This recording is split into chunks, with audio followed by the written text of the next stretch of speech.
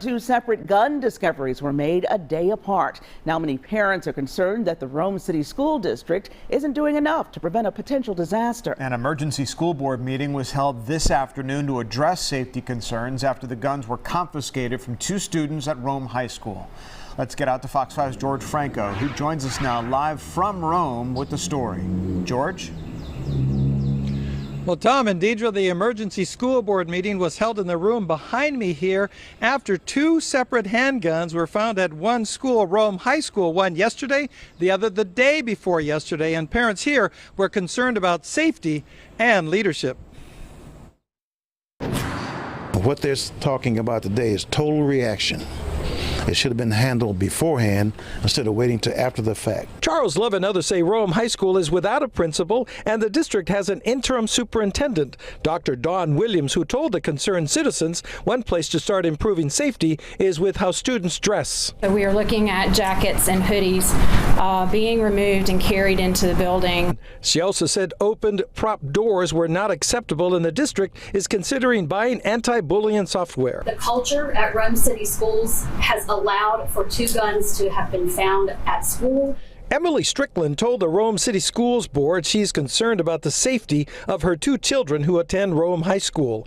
The district implemented a flexible learning day this day after Rome police say two stolen handguns were discovered at Rome High School on the possession of two 15-year-old sophomore boys.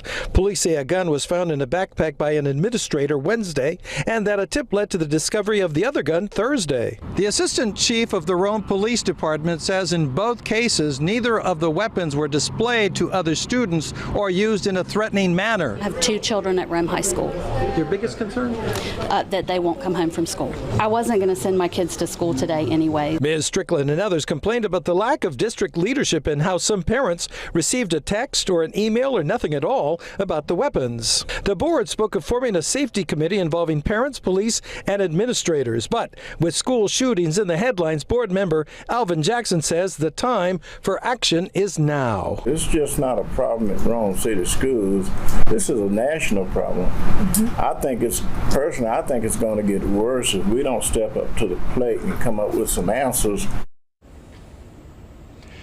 And after the board met with the public, they went into an executive session behind closed doors. They came out of that executive session around 3:15. I asked if they had made any action that they would like us to share. Their public information officer said, "I'll send you something," did not get anything. A lot of the folks here say that they will have their concerns heard at the next regularly scheduled board meeting on Tuesday. In Rome tonight, I'm George Franco, Fox 5 News.